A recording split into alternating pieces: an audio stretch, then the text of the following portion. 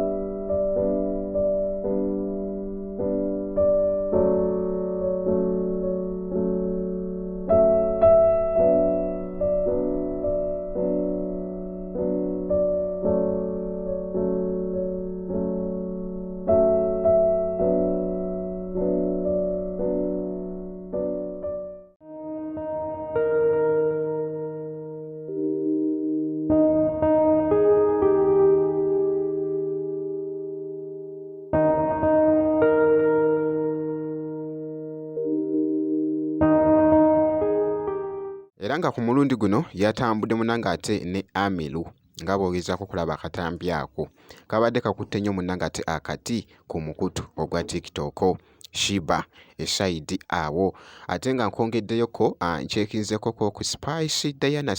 Diana muganda wange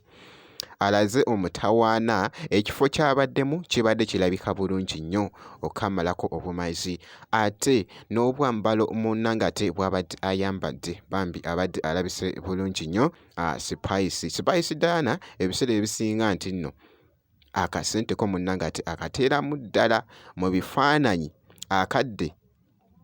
akateekeramu ddala munange ate n'asobola munange ate oteekerayo bafaanizi be ekintu ekirungi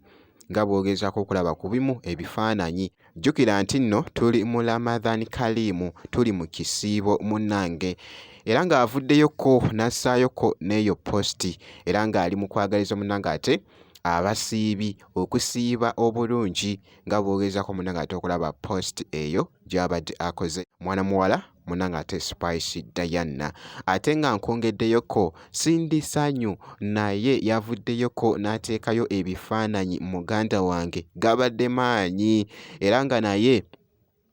olunaku olwaleero yatutte akadde ke n'asobola munange ate oteerayo abawagizi be ekintu munange ate ekirungi. Ebifaananyi bino ndabye nga bibadde bikutte akati bu fashion bwe yabadde ayambadde bwebwo nno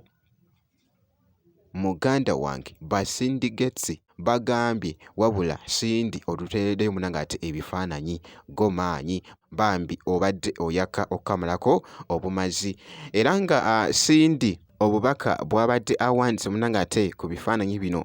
bwebwo nga bw'ogezaako munange ate okulaba ebigambo by'abadde awandiiseeko omuyimbi munange ate Cindy bambi abadde ayaka wali munange ate ebifaananyi bino gye yabyekubiridde wali munange ate mu photoshoot esayidi eyo. Ky'olina okukola kusigala nga weekuumidde ku Jaminati yogi ebisigadde byonna tujja kubeera nga tukuwa update kasita obeera ng'osubscribinze.